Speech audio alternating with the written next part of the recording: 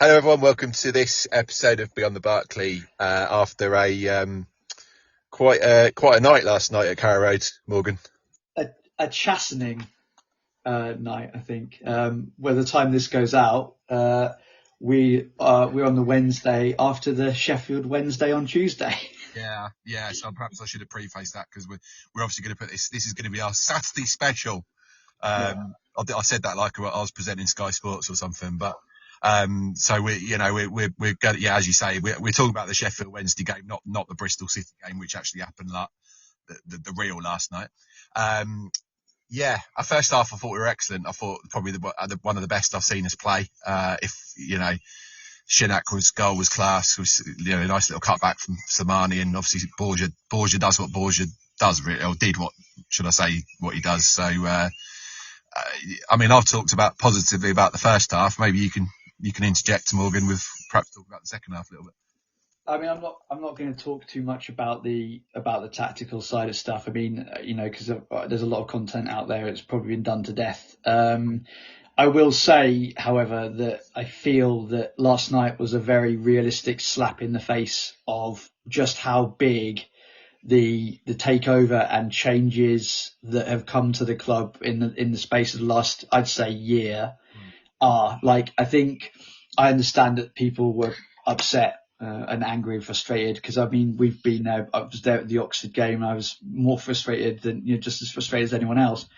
But I think last night really hit home to me just how much of a unprecedented change what's happened with the club over the kind of last year. We've lost, we've got a brand new owner in, brand new sports director of sport in, and a coach with new ideas, never been in the Championship before. We know the Championship is a beast at the best of times. To say it's a transition season, that word is very throwaway, but at the moment, that's all I can say. It's an unprecedented transition season. Yeah. Yes, every club in the Championship goes through transition seasons every season. I get that, but a transition like what we've done to have a footballing identity sown throughout the entire club. It's a massive project, and I think last night was just a bit of a realistic wake up call. Yeah, I think so. I think a lot of people have perhaps forgotten that we've had this injury crisis, and we're playing our third choice. Perhaps could class him as rookie goalkeeper as well. So, now might be quite a good time to bring our guest on today, Morgan, Leigh Woodrow. Hi, Leigh. How are you? I am very well, except for talking about the football, which I would rather completely ignore if it's all possible. It is. Awful. I would like to sort of just perhaps I know you've come over for a few weeks from Australia. We'll go on to that a little bit later on, but I know you don't want to talk about it, but what were your thoughts last night and, perhaps the season in general, I guess? Do you know what? I guess I'm accused of being one of those happy clappers. I got off X Twitter because I just got fed up of Musk's cesspool. But I also consider myself to be a bit of a realist, I guess. And to be honest, when you have to wake up at 1 o'clock in the morning to watch a match along with however many other dozens of people I'm chatting with on the sort of Canaries down under WhatsApp, you have to have a certain degree of realism that your night might go quite badly when you're following our team. But this season had essentially gone sort of how I was expecting it to. Like it was a massive changeover. It was a new, very young team with some really exciting young players in it, and I genuinely believe that our best 11 playing at the very top of their game is probably a top 6 side. We can compete with most of the other teams in the league. And obviously there's been lots of other stuff that's kind of got in the way. There's some of the stupidity of the red cards and the bans and then the bizarre injury record that we've got. And so nothing was really bothering me that much. And then last night just really threw that all up in the air because I've liked watching and listening to Torup. I just thought he was completely outcoached last night by a very good Sheffield Wednesday manager, to be fair. Yeah. But yeah, second half we just looked completely lost, and it was really, really poor. I think there was a bit of complacency there, and in his post-match comments, he alluded. He said something on the lines of, "I'm not going to speak to the players today. I'm going to speak to them in the morning." And my sort of take on that was it was quite a good player management, or people management, because he was almost saying, well, I'm going to let him stew over it overnight, and then I'm going to unpack it in the morning almost. And I think a lot of things are said in the heat, not the heat of the moment as such, because probably something did need to be said, but at least he's given himself, not 24 hours, but a night's sleep on it to kind of perhaps come in and be a little bit more measured in the morning.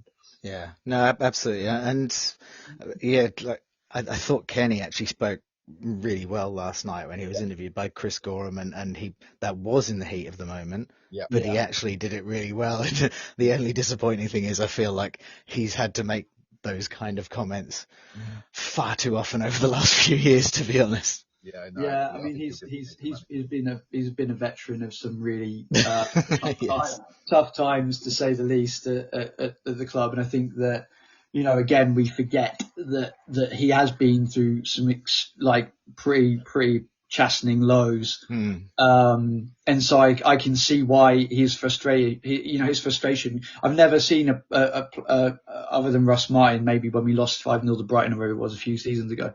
But never seen a player come out and be that candid and be like, why am I saying this again? Why am I talking like this again? And we've all been there in our jobs, how many times do we have to say the same thing? But I completely felt for him having to do this and being like scratching his head going, I've been here through the thick and thin, and it's just, it was a candid and welcome interview, I suppose. No, definitely. Leigh, so I mean, let's move on to some of the questions that we've set. I mean, first and foremost, thank you for coming on and speaking to us. No, pleasure. I think if you just sort of introduce yourself to the audience, where you're from, perhaps what you do for a living, and question one, it was just tell us your story about fan despite living now in Australia. Yeah, well, I am Norwich born and bred. I was born in the old Norfolk and Norwich Hospital, and grew up in Thorpe Hamlet. I lived on Plumstead Road as a kid, and went to Thorpe St Andrew High School, and so that's where I guess my love of the fine city was born. My dad and my granddad and my uncles were all Norwich fans, and I guess my first memory really is the Milk Cup win. I wasn't there, but I kind of just was vaguely aware of it, and went to the trophy parade with my dad, and got my first ever Norwich City flag, and that's my first Norwich City memory really. And then my first match that I ever actually attended was our Sutton United FA Cup fourth round win, which made me think, oh well, this is fun. I just get to go and watch us score 8 goals every week. It was awesome. And it was so that was quite an introduction. Sat in the old Upper River End, and became a season ticket holder through the European journey, and then into the mid and late 90s, and then worked for Anglia Television for a while, and that actually took me to London. And it's actually really easy being a Norwich fan in London. It's easier to get to a lot of the away games, so I was probably then attending more away games than home games when I moved away, because I worked in hospitality eventually. And then while I was living in London, I met a young girl from Australia who dragged me kicking and screaming over to the other side of the world, and back in 2006. And I've been there ever since, and it's a wonderful part of the world. I lived in Brisbane for about 10 years, but I work in the wine industry for a really lovely family winery called Langmile, based in Barossa. So I moved to South Australia, and been living in Adelaide for just over 7 years now. Oh, brilliant. I mean, one of the things that I wanted to ask you as well, which wasn't in the questions, was what's your favourite ever match then that you've attended, and why? There's a few. Obviously, the first one was pretty special, so seeing two hat-trick heroes, and Malcolm Allen and Robert Fleck both getting hat-tricks on the same day. So that one sticks in the mind. There's a couple of others that really grabbed me. One is the playoff home semi-final against Wolves, which was just that was amazing. That was an amazing match to be at. The atmosphere was so loud.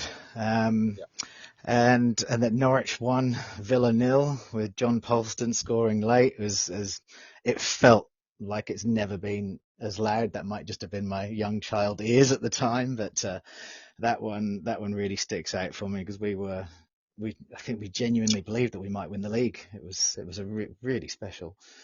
And then the other one, I guess, a bit more personal. Back in Boxing Day 2009. Home against Millwall, and we brought my eldest daughter home for the first time, and she was only 3 months old, and so she sat on my dad's lap.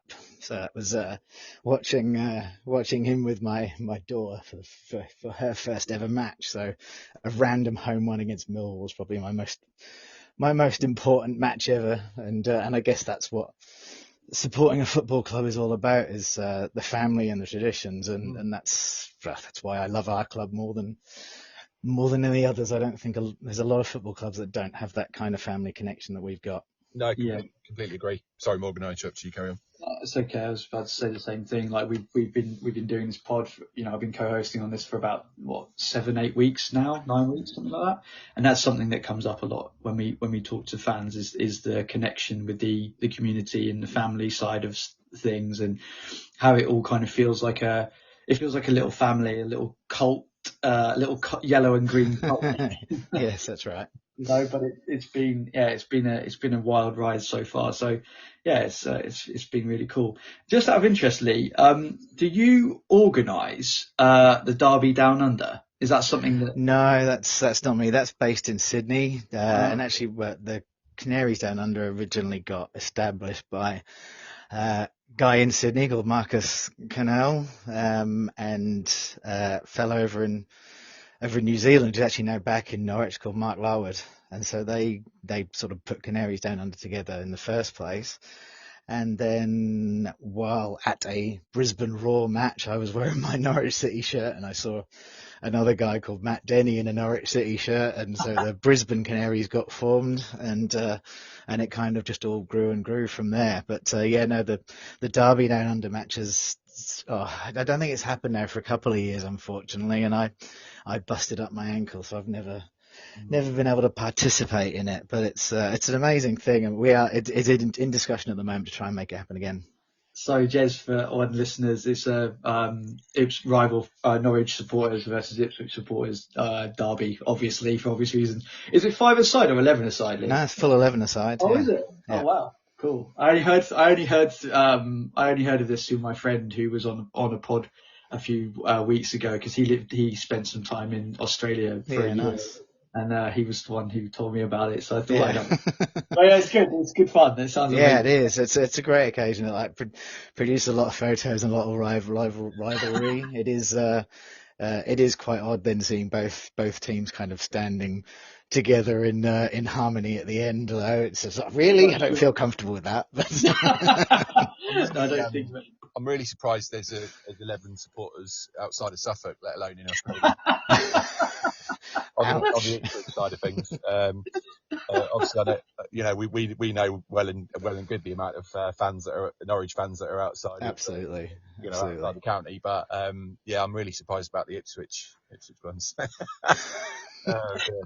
Morgan, next question, please. Okay, how do you keep up with matches given the time difference? I mean, you've alluded to it earlier, but if you kind of expand on that a little. It's got to be. It has become more painful. As much as I hate the sort of the old Murdoch monopoly, it did tend to make things a bit easier because it was one channel and everything was there. We now have Canaries TV, which is £180 a season, which is not cheap when the dollar is basically half. And the only problem with that is if we do well and the games get shifted to live TV, then Canaries TV can't show it. So it then could be one of two other channels that you might need to stream. So unfortunately, it is getting more and more difficult. There is still a big group that between has managed to watch quite a lot of the matches, but it's gotten more expensive. But yeah, we still set up. We've got a global Canaries WhatsApp group and a Canaries Down Under WhatsApp group. There's loads of messages zooming backwards and forwards, and usually you can find one way or another to, even if you can't watch it, you can usually hear Chris Gorham doing his thing. Yeah. So just out of interest, do you guys, the Canaries, so is it the Brisbane, do you say? Brisbane Canaries? Well, I'm based, so there's supporters in every state. So we've got we have a WhatsApp group, there's a Facebook page, there's the Instagram. So there's multiple kind of different communication streams. There's about 700 on the Facebook page now. There's maybe 40 of us that chat a lot on the WhatsApp group, but it's grown and grown, and there's been quite a few really nice get-togethers like during Ashes and things like that. It's really good fun. It just kind of, it's our little piece of home. Yeah. Do you also like keeping in contact with anyone else from the APAC area? Well, yeah. So during COVID, when everyone was sort of trying to find a way to be in contact with people, I basically got in contact with a load of people that were, I don't know, like Finland Canary and Dubai Canary, and basically I just sent them all a message and said, hi, do you guys fancy organising a bit of a Zoom catch up to have a chat? And my initial goal was, right, I wonder if I can get someone from every continent. And then it was like, okay, well, we've done that. Let's see how many others. And the US Canaries are fantastic, so they're always involved. And then obviously you've spoken to Killian already. So he's been a big part of it. A fella called St. John who's over in the UAE. And then we've got Tiru in Finland, and there's Thailand, and there's Hong Kong. And so we ended up with this big WhatsApp group that I think covered about 20 countries. Yeah. And so it started with just a chat during, because I wanted to talk to people during COVID, and it just kind of grew from there. And actually, fortunately, we had Brian Gunn and Darren Huckabee even jumped on a call once, which was so much fun. Yeah. That's invaluable, isn't it? Having two people like that have actually played for the club and can give some really good insight into. And they're not backward in sharing their opinions either. they're quite open on what they think of things too. So. Yeah, that's great. I suppose moving on then, this is one of the what we'd probably organise a fun question. Would it be? Anyway, if you could have a barbecue with any Norwich player, past or present, who would it be and why? That is a fun question. Because I spent a lot of time thinking about this one. And in the end, I went back to Duncan Forbes. Okay. When I used to work a shop called Fisher's Newsagent back in the 90s on Plumstead Road East down there, paperboy and then assistant manager, and he was one of our customers. Oh, great. And he used to come in with a big booming voice, and I can still remember his account number off the top of my head. And and he just knew everything. Like, he was obviously chief scout and a footballer, and he was just absolutely wonderful to talk to. And one of those guys that you'd love to get around a table again, because his knowledge, his sense of humour, just a really beautiful human. Yeah, that's great. I mean, Jez, that was the whole Australian thing and the barbecue thing was that? Well, I don't know whether you thought about it for your random question of the week, actually, because that's the sort of stuff you come up with that. But yeah, so I thought I'd get in there before. But no, I think we talked about Duncan with Mick Dennis a few weeks ago. Yeah. And he gave a beautiful I wouldn't want to use the word opinion, but gave us a beautiful story about what he'd experienced with Duncan as well. And you always see him when you walk up to Canary Road now from the Riverside, because he's that's right. a massive banner of him up on the wall. So it just shows what a massive figure he was for our football club. Absolutely, absolute legend. Yeah, definitely. Okay. So, what's the weirdest place or situation? This is a family podcast. What's the weirdest place or situation you've been in whilst trying to watch a Norwich game? So there are two that spring to mind. One was a camping trip, and when we go away camping, my wife really likes, the middle of nowhere, no power, drop toilets, all that kind of stuff. None of this sort of fancy campsite kind of thing. Yeah. And fortunately, I still had like 1 bar of signal on my phone, and so I set my alarm for whatever time of night it was to wake up again, and it was the night of Norwich City 4, Liverpool 5. Oh, and I lost my signal and we were winning, and obviously woke up and discovered the final result the next day. It was horrendous. I watched that in the old Red Lion pub in London, and I think it was one of the questions that Jez asked me originally. I was like, the roller coaster. Was that the game that Adam Lallana scored their fifth goal? Yeah. I've disliked him ever since that. He's probably a nice guy. But, and then the other one that sprung to mind, funny enough, was also to do with my now wife. We'd really only been a couple for a few months, I reckon, and after she fancied a weekend away. And obviously living in London, so I took her down to Brighton for the weekend. And as we walked out of Brighton station, she kind of looked around at me and went, "A lot of Norwich City shirts around here." I was like, "Are they really?"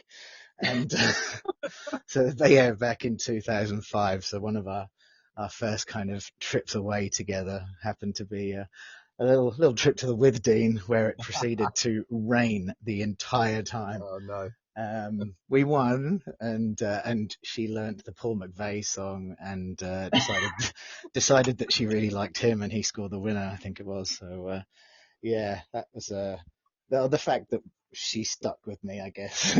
After that, meant it was probably meant to be.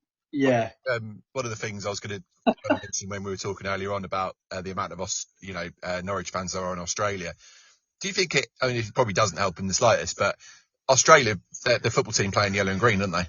Yes. I don't know is there any sort of correlation there that you can draw? Maybe. I mean, they call it green and gold. From what I understand, there was a Norwich City tour, like a small, probably quite unprofessional one back in the late 70s. Right. And so there was a few of the younger members of Canaries down under that have no connection to Norwich whatsoever, are connected because apparently their parents saw Norwich City play here back in the 70s. So there might be a bit of that, and obviously the colour certainly helps. Although, funnily enough, if you wear a Norwich City shirt and an Ashes match, you tend to get abused by England fans until they realise that it's not an Australian shirt. So. Yeah. It reminds me of a story on my stag weekend, but I think that might be one for another. As it involves me wearing a shirt from the other team, as you can. Maybe one. I've gone as far as to say it now, haven't I? So I might as well tell you. So we went to Prague, and it was during the Euros a few years ago. And being a Norwich fan, what's the first thing that the guys decided to put me in? It was Richard Gertman. And I was sitting in this bar watching this game, and it was Hungary playing a team that was playing in blue, and it might have been Iceland. But anyway, this Hungarian chap kept looking at me, and I was thinking, oh, this is a bit shifty. The team in blue scored, and I didn't celebrate it. I just sort of went, oh, that's a good goal. And the guy thought I was obviously that one, a fan of that team. So he chased me around the block a couple of times.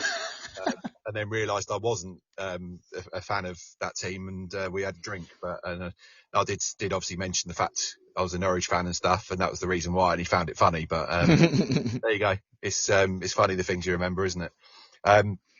Moving on. So if you could bring one thing from Australian football culture to Carrow Road, what would it be? Do you know what? There are 3. Okay. And one of them relates to your interview with Nicole, which I thought was brilliant. I love listening to her. I think she's such a good speaker on behalf of women's football. But the men's and women's team do play one after the other quite regularly, and my daughter loves going. So we go and watch the Adelaide United women, and then the men come on straight afterwards, and you gradually see the crowd kind of grow and shrink depending on which one they prefer. And I think it works wonderfully well. Start kickoff maybe 5 p.m. The men will then start 7:30, whatever it might be. It's fantastic, and I think it's such a good way of bringing the two together. And like we're Adelaide. Cooper Stadium it's a wonderful place. It's really old school football ground, and you get maybe 15,000 in there, so it's not massively different to sort of a lot of championship level stuff, or even Bournemouth. I don't really understand why that can't happen, and hopefully it will at some point. The other one, and this one actually caught me out last time I came back. Fans being treated like grown-ups, like the ability to have a beer while you're watching the match. It blows my mind that football fans are still treated like children that cannot be trusted to be behaved. Yeah. And like Australia's got a pretty serious drinking culture. It's fair to say that they're known for enjoying a beer or a rum or whatever. So why? I don't really understand why people can't be trusted to, because it just forces a lot of people to just slug something down really quickly, which surely can't be any better.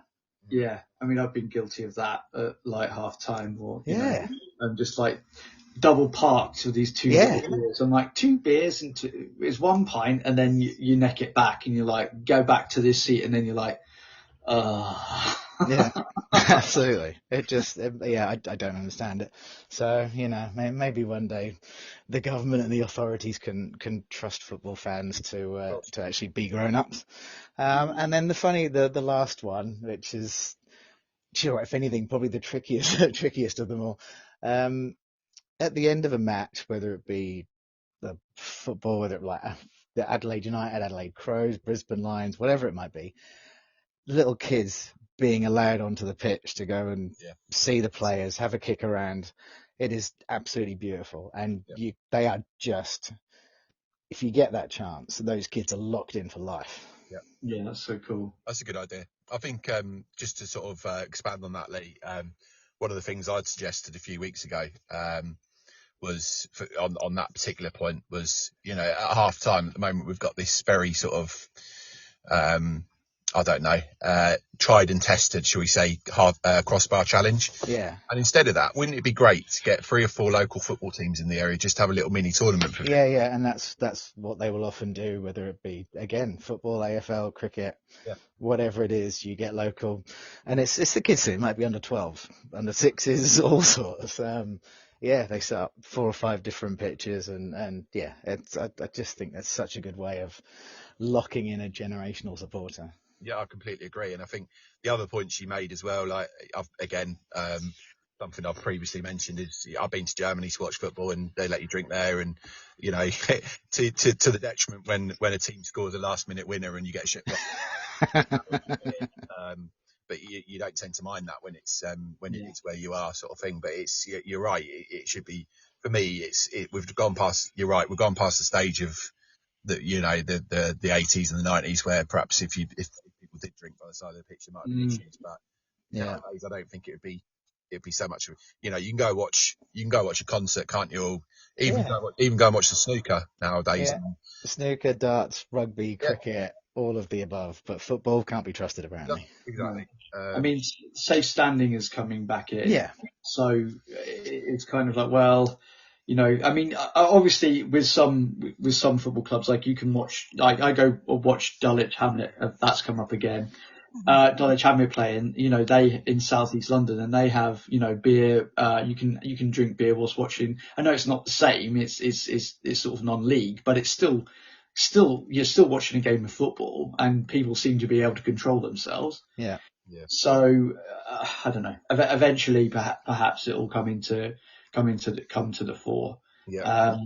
I mean, it's odd as well. Like you have, the clubs at the top end of the Premier League, without being disrespectful to their fan base, they are tourist clubs. There's a massive pull to go see them if you come to the UK to go and watch a football game at Arsenal or Man City or Chelsea.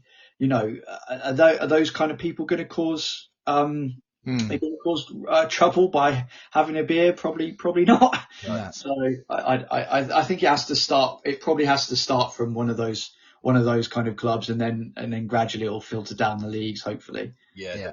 Just before we move on to the next question, you wanted me to ask you the question about merchandise, and I think you had some suggestions around merchandise. Yeah, I am quite surprised. I got to be honest. I'm really sorry if I'm offending anyone here. I feel like I used to walk into the club shop like I did yesterday, and I couldn't walk out without buying something. There was always like a really cool T-shirt design or whatever it might be. I feel like that's really just like I didn't buy anything yesterday, and I was actually really trying as well. Like I need to go home with something. I feel like I don't know, they've lost a bit of imagination with the T-shirt designs. But now the thing I am quite surprised that with the growth in running, cycling, just that kind of well-being side of things. Like I'd love like a Norwich City shirt style tank or that kind of just like exercise gear, running gear. Like you'd love to be able to show your colours when you're running a half marathon or a marathon or whatever it might be. And I'm actually quite surprised that hasn't already been done. Well, I think with the link with Blakely now as well, even more so. I think we haven't really. We're in the first year of that sponsorship deal, but I've already started seeing Norwich City related Blakely stuff, and that is you could accredit that to perhaps running. They do sell running gear, so perhaps that's an avenue that they could support. Sorry, Morgan, I interrupted you. No, it's fine. I was going to say the same thing. I think that in the past, they've had you've had the training kit, the replica training kit that they release, but it's not really breathable. It's not really meant for training, and it's still fashion wear essentially, isn't it? Leisure wear essentially. Yeah. But I think you've raised a really good point. I've said this to Jez as well in the past, and he sort of said, keep a lid on it or change your tone about how you mention it. But there is a lot of stuff that the club sells that I have to go, is that necessary in terms of sustainability? Because it is something that I've talked about to Jez before. Like, does that make, is that sustainable plastic? Is that worth actually producing? Because is anyone buying it? Yeah. I think there's a lot of stuff in that I don't know. I'm not green. I'm not Greta Thunberg, but I do think I do think that we need to maybe be a little bit more conscious about what we're actually producing in terms of merchandise. Yeah, that's fair. Definitely. Morgan. That was a very serious moment there, wasn't it? It was good though. Well, we can negate that with a silly question. Have you ever had a dream about Norwich City? Well, what happened? When did we win? No, nothing that good, unfortunately. Back in I reckon it was 2017, I had the Global Canaries game, and I was fortunate to be here at that time, and so walked around the pitch with my dad and Jane and my two daughters, and it was really cool.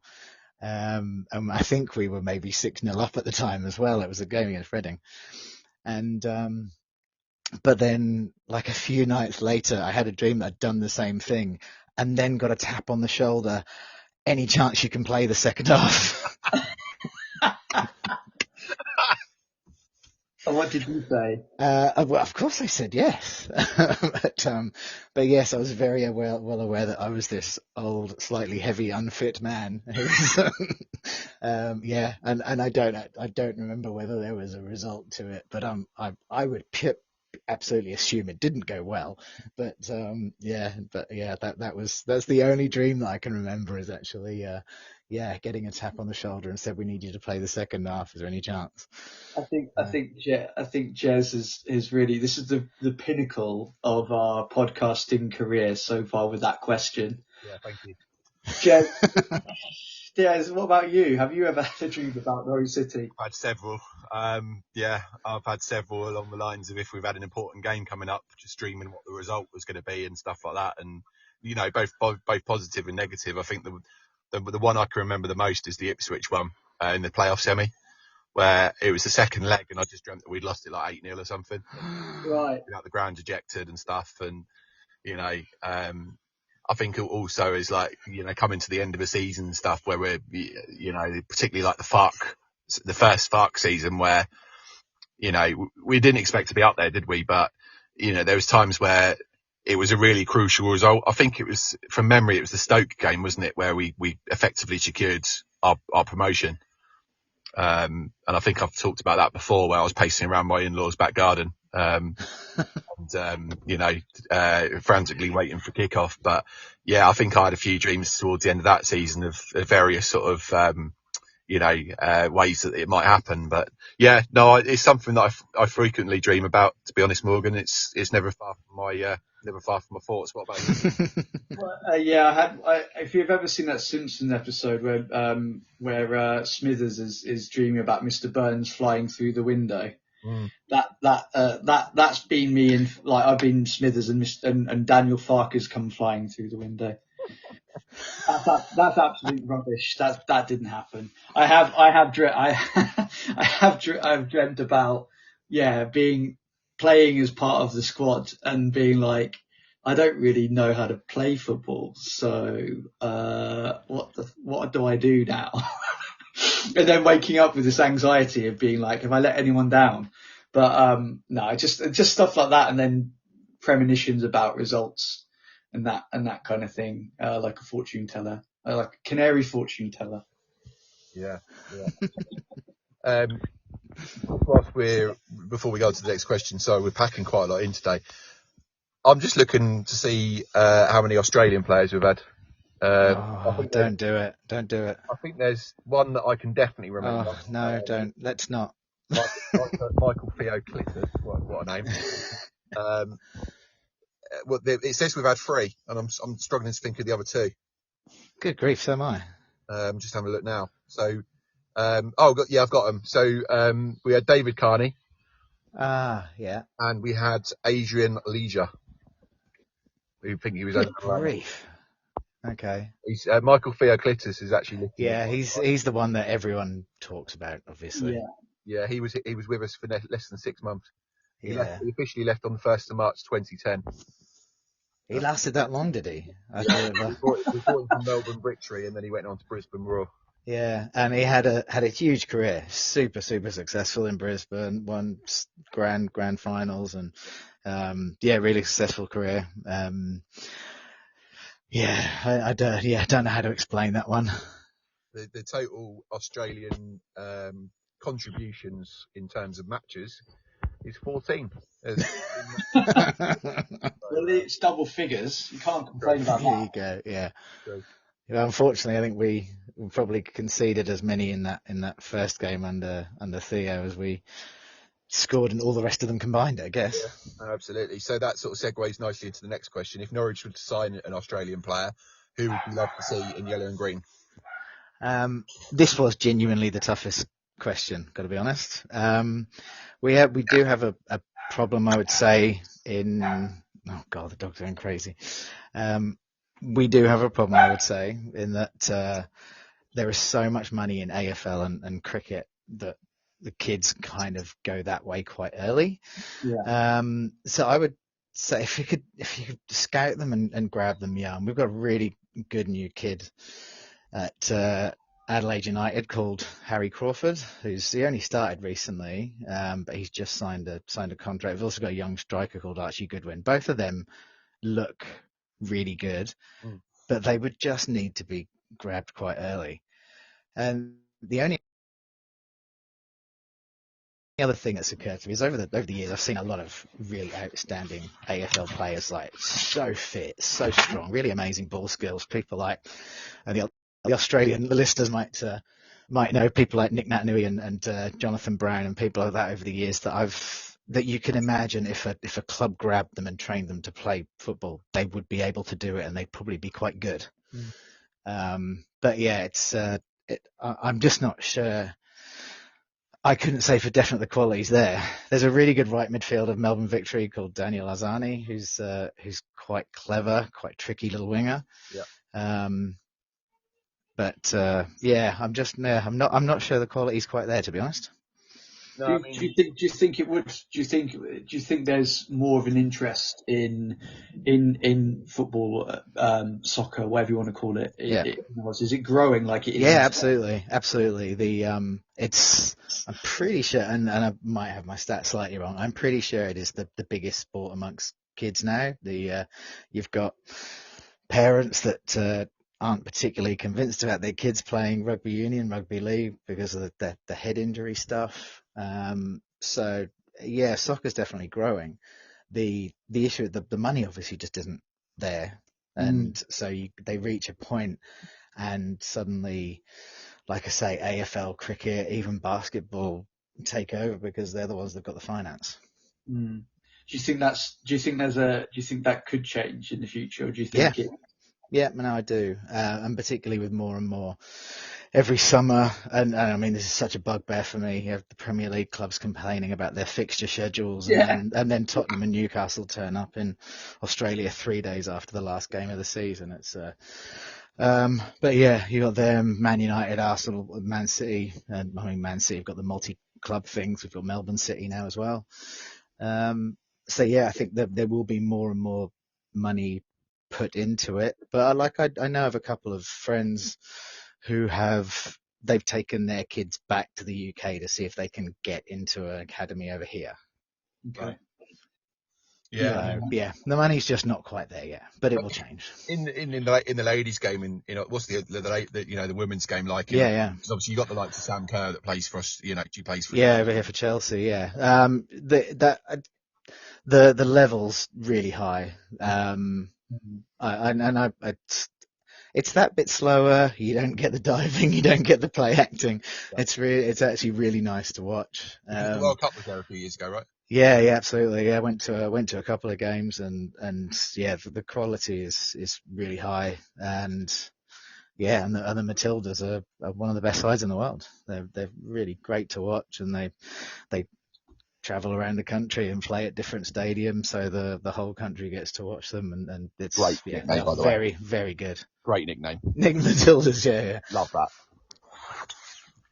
Yeah, I mean, you've also got Big Ange at Spurs. I mean, I know that it's you might think it's a bit of a stretch to say that has an influence, but it does, absolutely, because now everyone that's interested in sport in Australia knows about Tottenham Hotspur. Everyone wants him to do well, and I'm not a Spurs fan, obviously, but I really want him to do well because he's a really nice guy, and that then puts more spotlight onto football in Australia.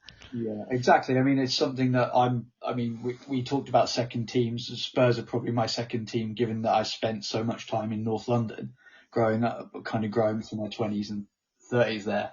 So I always keep an eye out for Spurs, and with Postecoglou and how things have gone there for him, he's had a bit of a crap second season, and I don't know if he'll see the season out. But ultimately, it's always going to bring a bit of shed a bit of light on the Prem, and obviously, hopefully that the kids in Oz will sort of go, well, this is a sport for me. So it's always a good thing. Yeah, absolutely, and it is, let's say, it is growing. The kids' football's really strong. So hopefully we see more of it. Yeah, for sure. Again, another Jez classic. What's the funniest reaction you've had from someone when you told them you support Norwich? I'm gonna slight twist on this question. I'm gonna bring my late mother in, back in the early 2000s when them down the road got promoted to the Premier League, and I remember just standing listening to her on the phone. I think they were I don't know, was it Energen, Powerjet, something like that, were their Eon. kit sponsors back in the early 2000s? Yeah, it was Eon. Was it? Yeah. And they were our electricity supplier. And so Mum rang and said, "Sorry, we're changing our electricity supplier." And plus the poor customer service person there was, "I'm really sorry, madam. Is there anything we can do to change your mind?" She's like, "Yeah, you need to stop sponsoring Ipswich." And they're like, "I'm really sorry. I don't understand." And just this poor customer service person being utterly confused about why sponsoring Ipswich had anything to do with our power bill. It was brilliant. I was so proud. That's an amazing story. Yeah. But yeah, I don't think, I'm just trying to think, like, I mean, we've asked this question a few times. What's the worst sponsor you think we've ever had?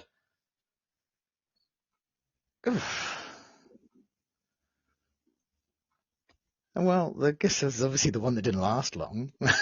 I was, and I'm not going to lie, I was one of the people that was like, I'm not buying that shirt. I don't need my kids to see. Well, we have such a gambling problem in Australia. I don't need my kids to see that. Yeah. So yeah, I was thoroughly on board when they then did the U-turn, and then obviously, funnily enough, same company ends up on the front of Aston Villa shirts. But there we go. Have we really had a terrible one? Flyby. Oh yeah, that was. I hate that shirt. I hate the logo. That was the one with the weird kind of floppy, strange colour, wasn't it? The collar had the big gap in it or something, if I remember. Was that like the Darren Huckabee, Dion Dublin kind of era? Yeah. It was, yes. Yeah. Not. I've got just about every single home shirt, and I reckon that would be the only one I never wear. That's fair enough. I can't say I blame you. Digital phone company was the one for me, Morgan. You what? The digital phone company was the one for me. Yeah, with the funny kind of red foam. Yeah. Odd. It was strange. Yeah, that's when we were definitely scraping the back. I'm really sorry, because the thing is, if this goes out and people who work for those companies and they're fans of the club, I'm really sorry, guys. Like, it's probably a good company, but your branding, it was bad. It's just. I mean, they've actually upped their game in terms of that, Morgan, because I was in Wroxham in the summer, and to my surprise, the digital phone companies still exist. Really? Yeah, still going, and they shop on Wroxham High Street, and in terms of branding, now it looks really sharp and really modern, and had that been on the shirt back in the day rather than what was there then, I think it would have actually looked quite smart. But I think we're talking some high level stuff here now, aren't we? Really? Well, I reckon Mark and Canary, if you're listening to this digital phone company, we can make the connection happen. Oh dear. My daughters would tell me off for that bad a dad joke. So, who is your favourite? Should I say, who is your all-time favourite Norwich player and why? This is another one I kind of struggle with, to be honest, because I have different reasons for really loving different players. The first name that always comes to mind is Darren Eadie, because that was who I grew up just thinking he was this really awesome kid, wearing a kit that was at least 17 sizes too big for him. And my youngest daughter is actually called Edie, and it's spelt in the same way. So yeah, there was him. I loved Brian Gunn, John Polston, Mark Bowen, Ian Cobb, that whole back four basically, for the early 90s. But Brian Gunn, and just his dedication to our club is wonderful. And wish that managerial position had gone a bit better, but there we go. John Polston I love because of that 1-0 win against Villa, which just it was amazing and sort of gave us that dream that maybe we'd get the title. Robert Fleck, because I saw him score and to be fair, I've been missing out Malcolm Allen because he also scored a hat-trick in that first game. But yeah, Robert Fleck was, I think, everyone's of my era that loved watching him and can still recite the commentary of the Millwall goal word for word. Yeah. and then I guess getting a bit more modern, the likes of Wessie and Tetty as well. I don't think he doesn't get enough love. It's just absolutely love him, and he's never been replaced. Yeah, we severely lacked him when he left. I mean, what we wouldn't give for a Tets now. Oh, absolutely. It's Tetty. Yeah, exactly. Just always a smile on his face. He's the kind of, you want to see people play with a bit of joy, and he was absolutely that player. Oh, he was superb for us, and because I mean, I don't know if you ever played, even just for a kick around and stuff in an 11-a-side. I was kind of like left back or DM, so I kind of I know how that role that Tetty played was so pivotal to that season under promotion season under Alex Neil and subsequent seasons when we had Farker. Like I said, what we wouldn't give to have a Tetty now. I would love to say that I had a really lovely football career. Well, I think I played 2 years up front for the Yare pub over in Brundle, and my only abiding memory of it, I know I scored a few goals. We didn't do particularly well, but I just remember rocking up with like a can of John Smith's and a Kit Kat, and that was all I managed to fit in for breakfast. It was some good vitamins in those. Absolutely. It's everything you need for a growing footballer.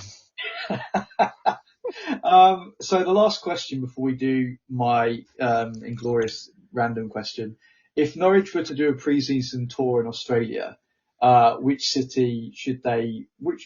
I guess actually, could you lay a tour map out for us? Yeah, actually, that's fun. That'd be a fun way of doing it.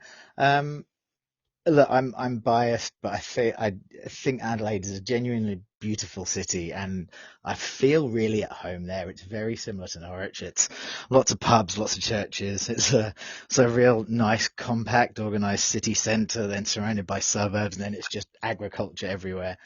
Yeah, it's a really beautiful city, and the football ground's fantastic. It's, like I say, just this real lovely throwback to what football used to be, kind of football ground, and it's really loud, it's really atmospheric. So I would come to the Cooper Stadium in Adelaide, I'd play there. I would probably take a jaunt down to, all the tourists would say you have to see Melbourne and Sydney. Personally, all the big clubs go there. Yeah. It's just not special. So I think you would get a great response. Go down to Hobart, because Hobart is stunning. Like, Tasmania is a really beautiful, beautiful place.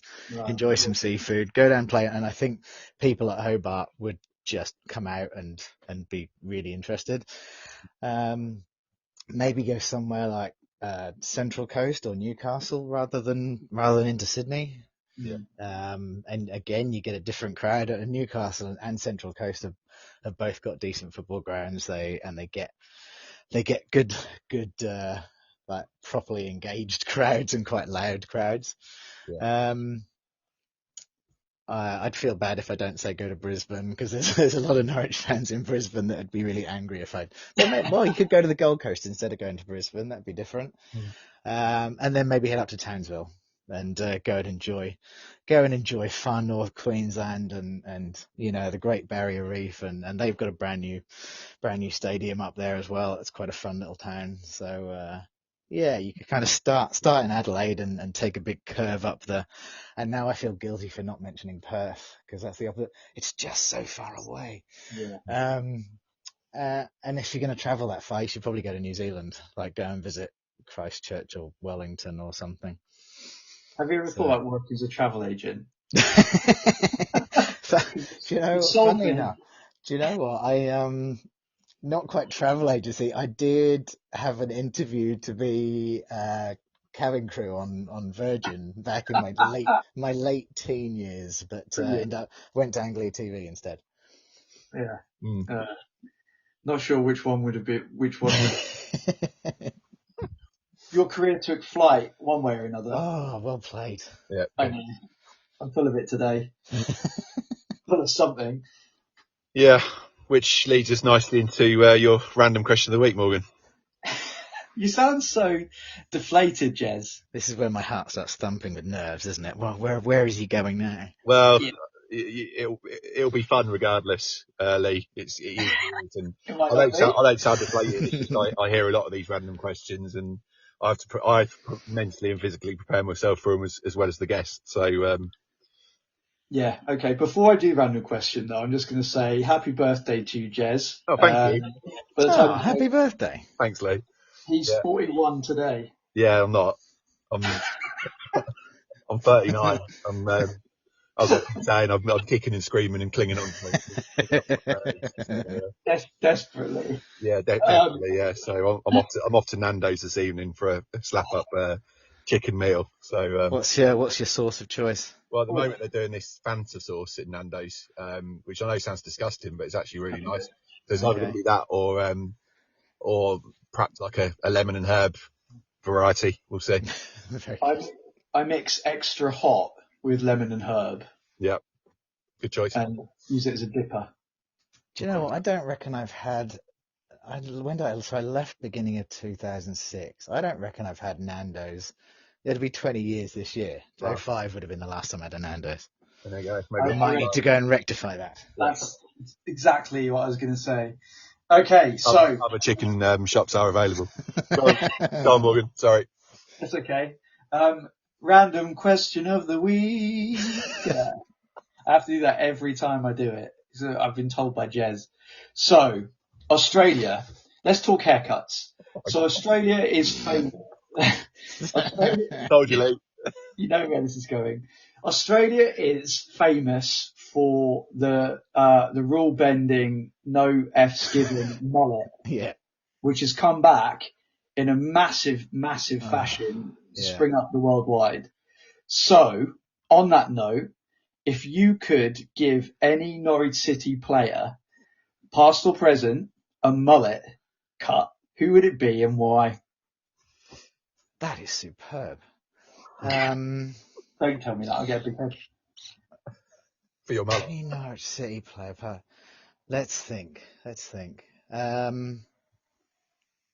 Oh, do you know what? It'll look very good on Disco Dale Gordon.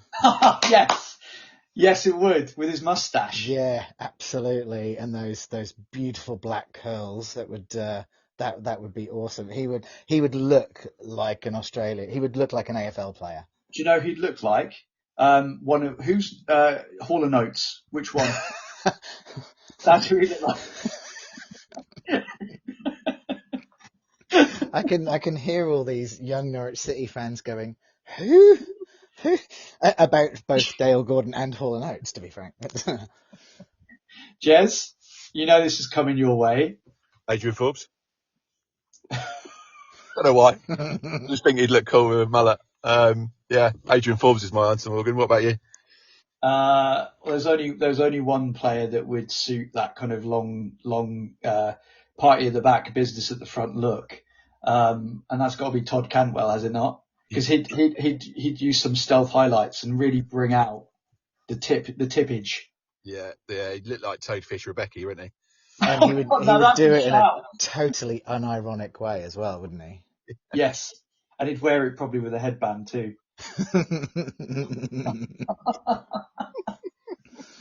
Maybe. I do like Todd, bless him. It's yeah. Good call on the mullet though.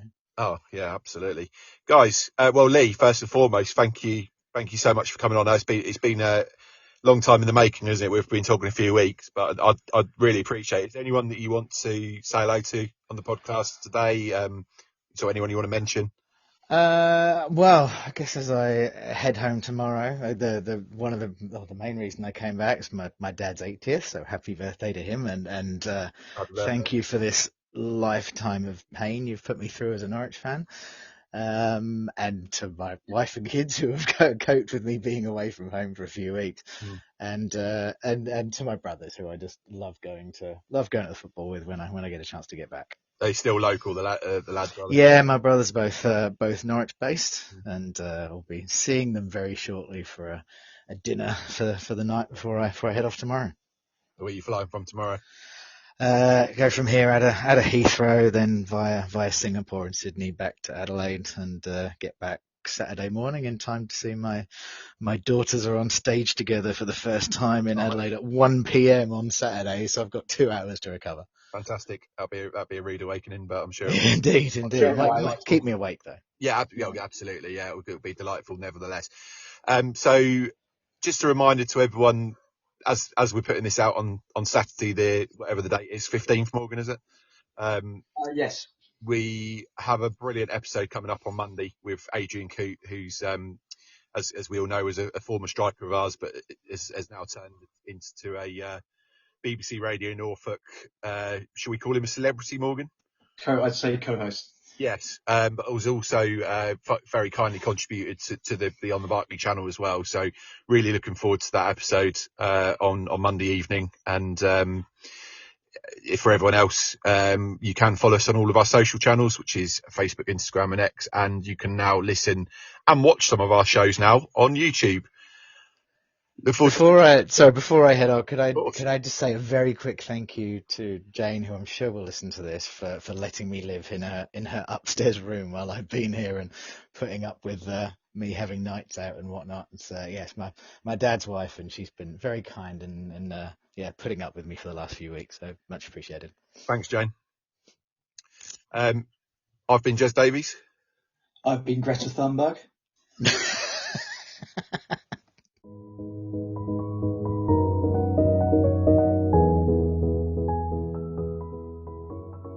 That's it for this episode of Beyond the Barkley. Thanks so much for listening. Your support means the world to us. Don't forget to follow or subscribe on your favorite podcast platform and leave a review if you enjoyed the show.